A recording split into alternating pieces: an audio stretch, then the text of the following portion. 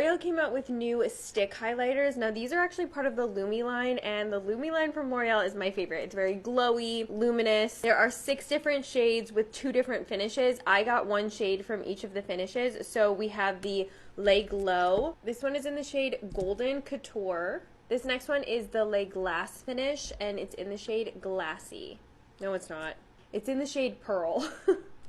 I want to use brushes that are a little bit more dense. So I have an eye smudger from Charlotte Tilbury, and this is a 118 from Makeup Forever. We'll do Golden Couture on this side of the face. I'm going to pick it up on the Makeup Forever brush. But if you wanted something more intense, you could stripe it directly onto the skin. I just find that that's like a little bit too much of an emphasis on skin and texture, and if you want something a little bit more subtle, there's definitely a little bit more of a twinkling effect to this one. I'm not going to say that it's glittery, but I'm seeing a little bit of shimmer particle. It's not like a fully even pearl with the Le Glow. And take that right under the brow bone.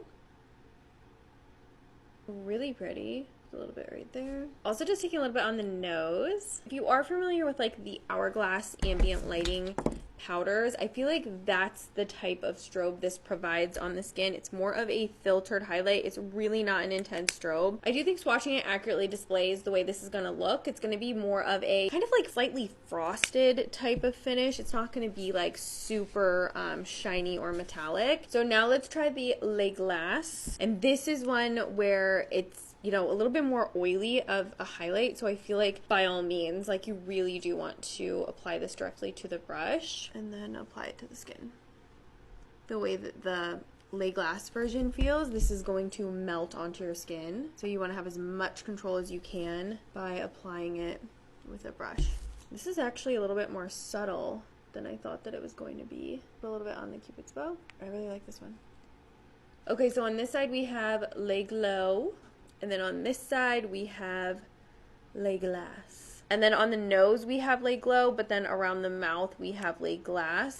And I will say, Le Glace looks significantly more dewy, especially around the mouth area. It's not sticky, but the Le Glace side feels like a balm is there, whereas with Le Glow, it doesn't feel like a balm. Like, this one feels dry to the touch, whereas Glace feels like you've got a little bit of a serum balm on. I don't know, which side do you like better? I am shocking myself. I think I actually like the Glow side a little bit more. It's a little bit more filtered, kind of like soft focus, which makes me think Le Glow good on top of makeup and then Le Glace underneath makeup. We'll have to try it that way too. But if you've tried these, I want to know your thoughts.